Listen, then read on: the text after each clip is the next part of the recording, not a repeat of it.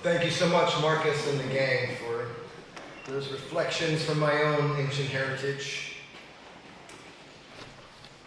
It's a blessing to be here with you, UU congregation at Montclair. Let me start today's sermon with a poem from 17th century poet Edmund Waller. He was elected to Parliament in England at age 16, and he was exiled for trying to keep London from being taken over by Cromwell's Puritans. He wrote this about the wisdom that comes with experience. The soul's dark cottage, battered and decayed, lets in new light through chinks that time has made. Strengthened by strife, wiser still we are rendered. Leaving the old, both worlds at once they view, that stand upon the threshold of the new. Now, I know it can seem cliche to say we are living in changing times. However, it does seem to be the case. And still, as Heraclitus taught in Greece 3,000 years ago, change is our only constant, our most reliable truth. Life is a river of transition.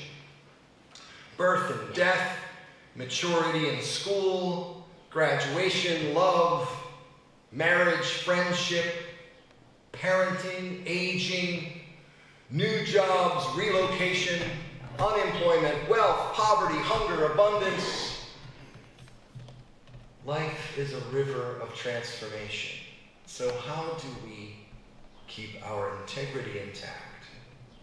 Fortify our courage and sanity in times of upheaval.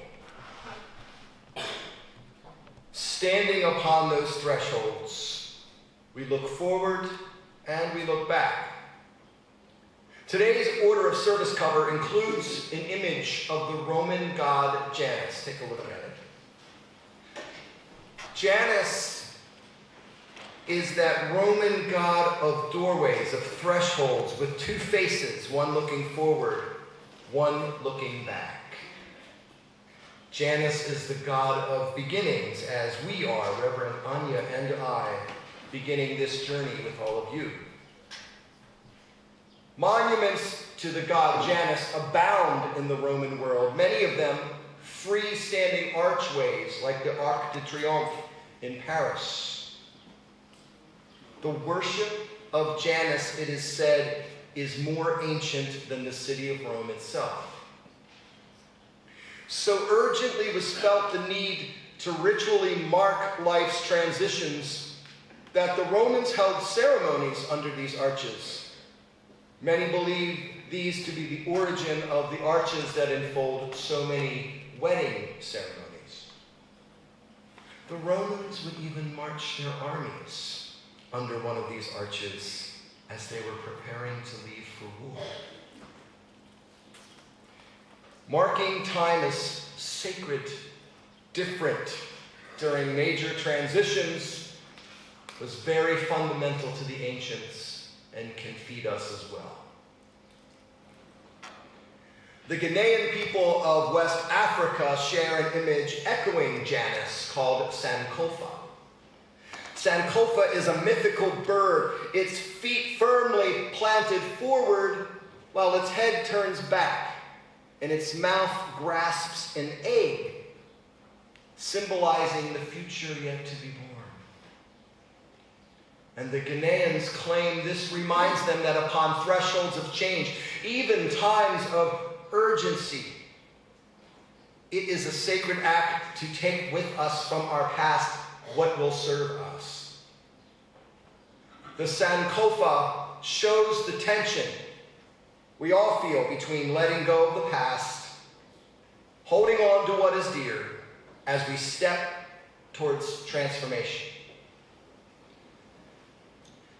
And it sure seems that the Unitarian Universalist Congregation at Montclair has its Sankofa moments in recent times. You have done plenty of self-examination, looking forward, looking back, deciding what was good and true from your past, dreaming what this institution might best become, searching together what might make a bright and powerful future.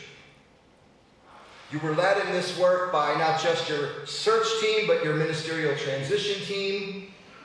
And these teams provide some of the most time-intensive and painstaking work any congregant has ever asked to do.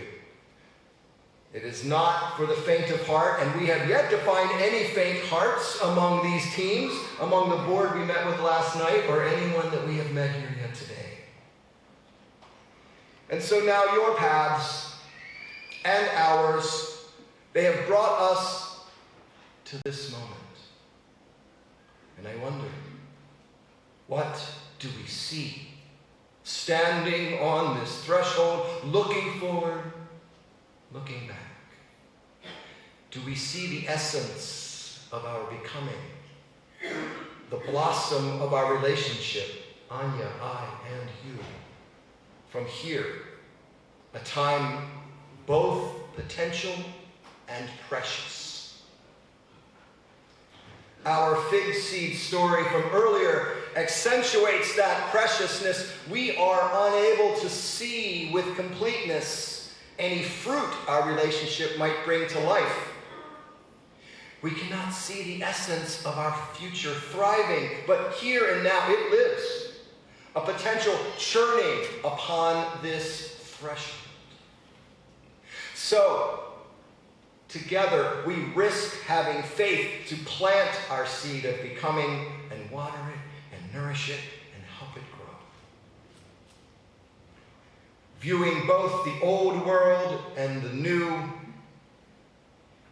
we discern what will we hold on to, what will we leave behind.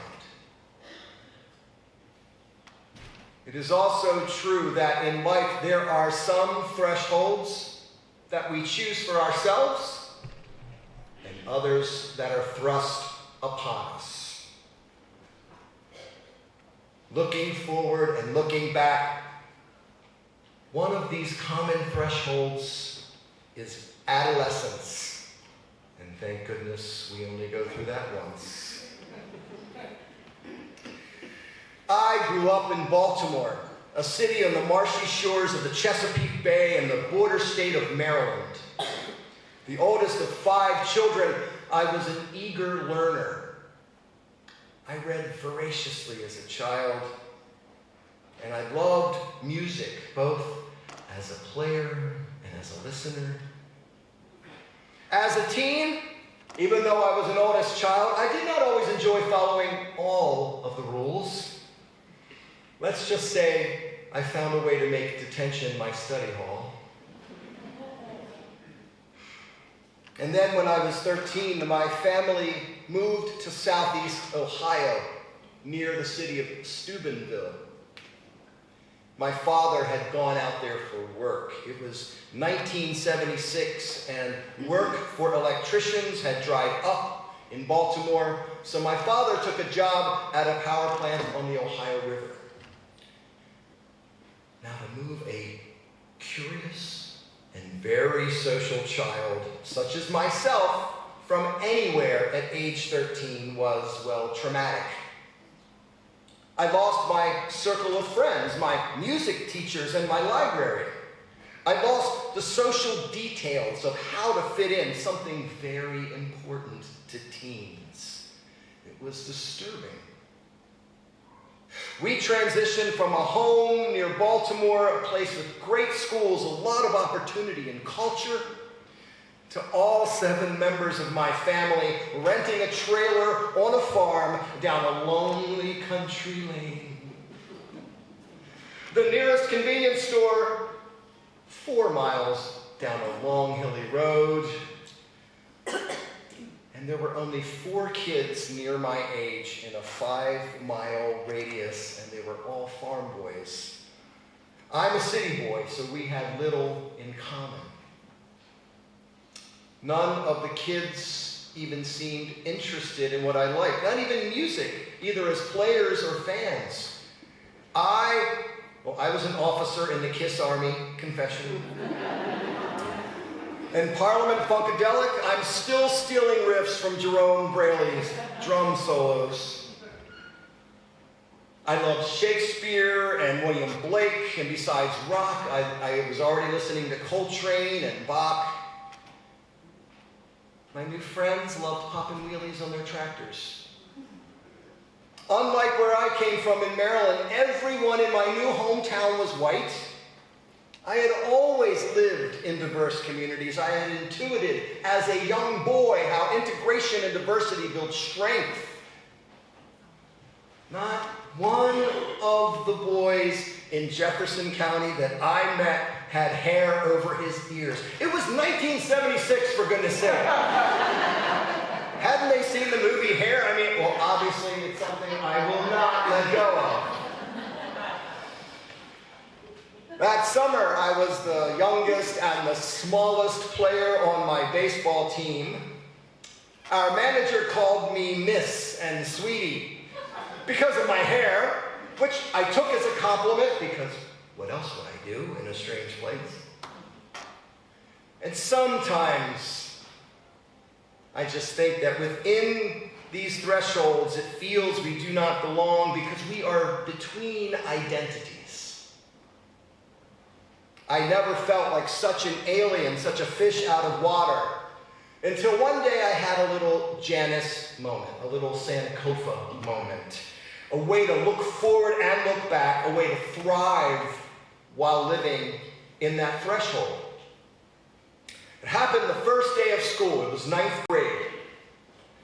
In science class, the young male teacher began the first day's lesson by describing the molecular activity of shellac, how it seals and hardens wood. I sensed he was putting on a little performance. This guy was a real trickster.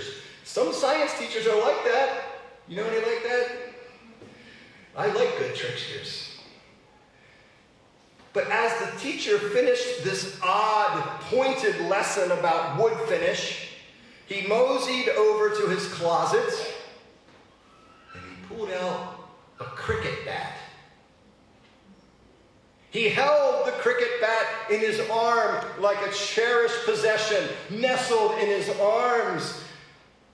He called it his girlfriend. He shared that he had shellacked that bat 12 times. He had carved the word peacemaker, the length of the bat. Peacemaker. And in the circle of the P, he had carved a rose and stained it red. And he stood up there all proud, flush with love. Meet Rosie, the flower of my love for you students. She gives the guidance I'm sometimes unable to apply. Well, at this, I was no longer able to contain my amusement, and somehow my teacher noticed. So you're enjoying this, are you, Mr. Longhair, or is it Miss? That again. I'm really sorry. I said, I'm just enjoying the show. It was not the right thing to say to a country teacher armed with a cricket bat. Out into the hallway, he commanded. At first, I just laughed a little louder, but the joke was on me. I shot him a look that said, I like you, dude, but what do you think you're doing? We got out into the hallway, and I stood there eyeballing him. He actually said, how come you don't look scared? And I said, because I know you ain't going to hit me with that thing. I was really admiring you, I said. You put the fear into those farm boys good, but come on, you can't hit kids with a cricket bat. So he cocked his head sideways and very scientifically observed, you ain't from around these parts, are you, boy? Where are you from? Baltimore, Maryland. He squinted and inquired, let me guess, they don't allow teachers to hit kids in Maryland. "No, sir," I said, staring at him, the doom dawning. "It's legal to do that in Ohio?" "Oh, yeah," he nodded, grinning. I finally began to get just a little bit concerned. I learned slowly, but I never forget. Sometimes upon these thresholds, we sense our vulnerability and we lose touch with our strength, but sometimes something emerges within us. So standing there looking back, I summoned my raised blue collar and Baltimore street smarts. I never averted my gaze, letting him know I was no pushover. And he rubbed his chin, said, "Well, we can't go back in there and let those farm boys think I don't mean what I say. Tell you what, we'll go through the motions. You stand up against the locker, I'll swing a few times but not make any real contact, and you walk back in rubbing your bottom, ham it up like it really hurts." Deal! I like this guy. And so we did. I yelped as he swung and beat against the locker, walked back into class half limping, fake sobbing, slumping into my last row seat. And in that strange encounter, I summoned something hard wrought from my past. And it worked. He saw me, I saw him, and they, Rosie and her boyfriend, became my first real friends in Ohio. It's true that I was able, at age 14, to look back, but I hadn't yet learned to look forward. This city kid wanted out at all costs. I told my parents, I'm returning to Maryland. You can stay in Ohio if you want, but I'm going back to civilization. I was in a place now, at 14, where no one who looked like me was around me, where no one who loved what I loved or read what I read, or no one with Parliament Funkadelic stickers on their notebook. Somehow in that threshold, a threshold I hadn't chosen. I wasn't afraid of a shellacked cricket bat, but I feared a future that seemed to have no place for me. This seeing forward would have to come with time, but there and then I could not imagine the fruit of my becoming in that environment. So how do we survive in times of such uncertainty, change, and even danger? Whatever these changes are, personal, vocational, stage or station in life, or even global changes like big changes in governmental philosophy. They seem to be happening at a record pace these days. But there are ways to orient our lives to be more resilient, to manage and even sometimes direct the change we encounter. I see last week that Reverend Justin shared from the book of Micah, and growing up Southern Baptist, this is a passage I've carried with me my whole life. All that is required is to do justice, to love kindness, and to walk humbly with your God. Well, at age 14, there in Ohio, I didn't walk humbly with anything. I couldn't even see that these other kids is anything but farm boys, and now I wonder what I missed. They were so much more. And this teaches that humility comes for so many with a huge cost, which is why there's not enough of it around. Today, I voluntarily turn once more toward a threshold, standing here in this moment of change and possibility, as are you all. You have all been standing in this doorway for a couple of years, and here we arrive, Reverend Anya and I, with the search team and the ministerial transition team and all of us, looking forward, looking back. So I invite you, come, stand at the threshold in this interim season as it turns towards a common destiny. Today and through next Sunday, we will be deciding if we will walk through this threshold together. So as we look towards this river of life, this journey together that may take us toward bright tomorrows, all while loving kindness, doing justice, walking with humility, we seek to fetch what is of value from where we have come. And as we go, strengthened by our toil, emboldened by our love, facilitated by institutional renewal, we walk with joyful hope and integrity, having faith that what will grow from the seeds that we plant and water together will yield fruit which will feed us as it fuels the mission of this mighty congregation, a precious gem worthy of our most sincere devotion. May it be so.